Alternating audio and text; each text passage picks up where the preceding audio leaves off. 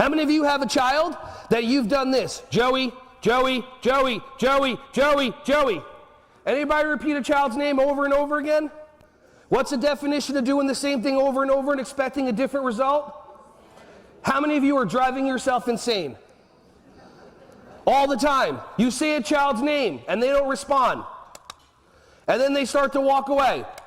And then you say what we've been trained. He's not listening. Anybody ever say that to one of your kids? Are you being a good listener?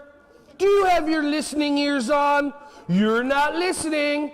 Ever notice the confused look on their face? I heard every single word you said. You're not listening. Yes, I am. Do you have your listening ears? Yep, I heard those too. They're always listening. They're just choosing not to follow your directions. But we're stuck inside the matrix of our mind believing things should be a certain way. So when you say one of your kids' names and they don't respond, and you say it again and they don't respond, and now all of a sudden the kid's not responding, but somehow it has something to do with them. Hey everyone, thank you so much for watching my videos. Ron Schwally here. Just wanted to say I appreciate you. Feel free to like, subscribe, and click on the bell if you want to see more videos coming your way to be alerted.